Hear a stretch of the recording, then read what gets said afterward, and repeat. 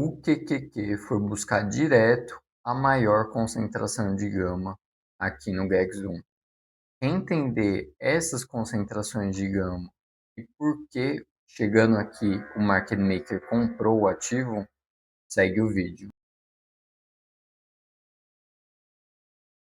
Pessoal, antes de partir para o gráfico e analisar a movimentação do mercado americano, gostaria de compartilhar um post que eu fiz ontem para o TC. Para quem ainda não sabe, eu sou um colaborador lá da plataforma e de vez em quando eu posto alguns estudos, alguns dados estatísticos, que é um tipo de estudo que eu utilizo bastante para os meus investimentos de um pouco mais de longo prazo. Bom, e nesse estudo fala da recuperação do S&P 500, que foi a mais rápida da história desde 1950, tá? Então eu deixo todos os dados aqui, queria compartilhar essa tabela e ir direto ao ponto. Como vocês podem ver, todos os bear markets que a gente chama, que é um declínio no S&P 500 de mais de 20%, a gente tem aqui, então 1957, 1962, até 2020, 2022 estão aqui.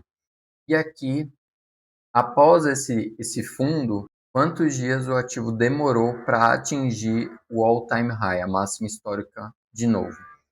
Como vocês podem ver, a volta mais rápida foi em 1998, em 57 dias, e agora em 2025 foi apenas 57 dias. Impressionantes 57 dias. Isso mostra a força e o que eu venho falando do posicionamento do Gamo, do posicionamento dos investidores e dos dados econômicos também. Bom, voltando aqui para o gráfico do QQQ de 5 minutos, vamos entender a movimentação do ativo no dia de ontem, dia 7. Como vocês podem ver, o ativo abriu já com gap de baixa aqui, muito por conta das falas do Trump durante o fim de semana em relação às tarifas, impondo tarifas em alguns países. Então ele já abriu aqui abaixo dessa call resistance, aqui no 555, foi caindo levemente, tá? Foi buscar essa concentração de gama aqui nos 550 uma vez.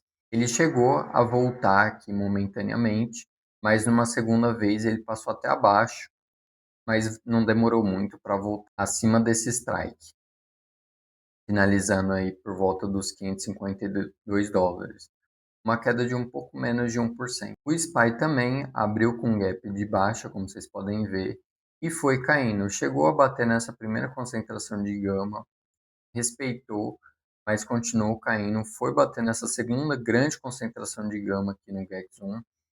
Voltou, na verdade, bateu uma vez, duas vezes, três vezes. Na quarta vez, perdeu esse nível, mas voltou rápido. Acabou finalizando aí acima dos 620 do GEX1 aqui, um ponto bem importante para o ativo. No caso do S&P 500, como vocês podem ver, o ativo um pouco mais fraco comparado com o QQQ. A Nvidia abriu aqui com leve gap de baixo, como vocês podem ver.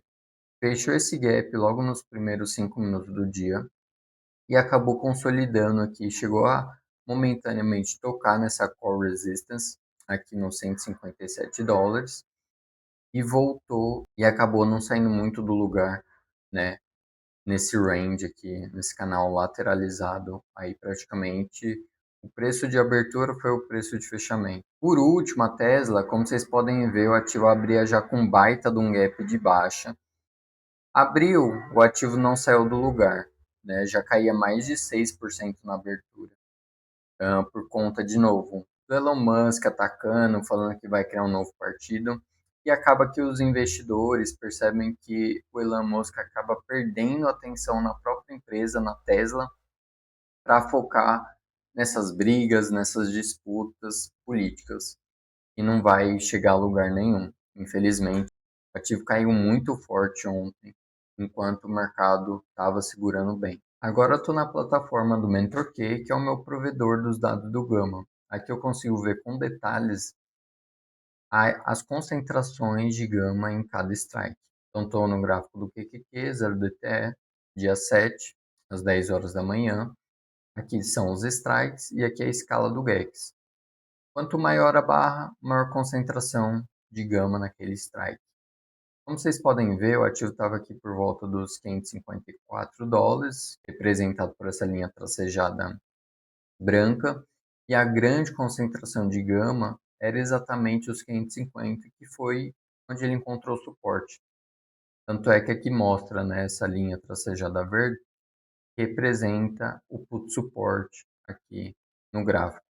Então, uma grande concentração que, se chegar lá, o market maker vai ter que comprar, porque estamos em condição de gama positiva.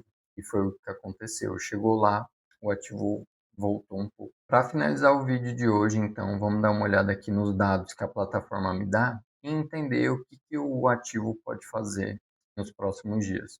Estou no gráfico aqui do SPX e, como vocês podem ver, a plataforma de novo atualizou, trazendo até as criptomoedas. Tá? Então agora nós temos criptos. Se vocês quiserem, eu posso trazer um vídeo especialmente só para mostrar os dados que a plataforma me dá em relação a cripto. É uma nova funcionalidade.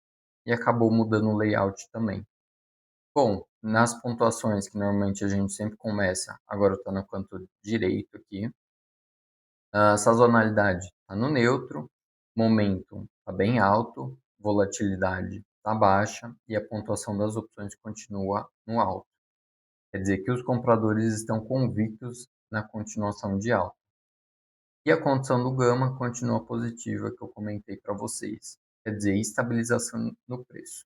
O market maker vai estabilizar essas movimentações do ativo. Olhando as próximas expirações, então, nós temos para o dia 8, que é hoje, grande concentração aqui no 6.180, por aqui. Então, se o ativo chegar lá, o market maker deve comprar. E na parte de cima, a mesma coisa. Se o ativo chegar aqui nos 6.280, o market maker deve vender. Para o dia de amanhã, mesma coisa. Então, se o ativo subir e chegar nos 6.275, o market maker vai segurar a onda do mercado. Olhando para o PEX desse mês, que é semana que vem, sexta-feira que vem, nós temos grandes concentrações aqui na parte de cima, que deve segurar a alta do mercado. Então tem uma concentração grande aqui no 6.240 e uma grande concentração, a maior concentração no caso da OPEX, que é no 6.300. O ativo deve buscar esse preço, mas se chegar lá nos próximos dias, nessa semana, o market maker deve segurar e forte esse preço. O ativo dificilmente vai passar desse preço, tá? Por conta dessa grande concentração de gama positiva. Se você gostou desse vídeo, deixe o seu like. Não esquece de se inscrever no canal. Se você quer que eu traga análise dos criptoativos, deixa nos comentários.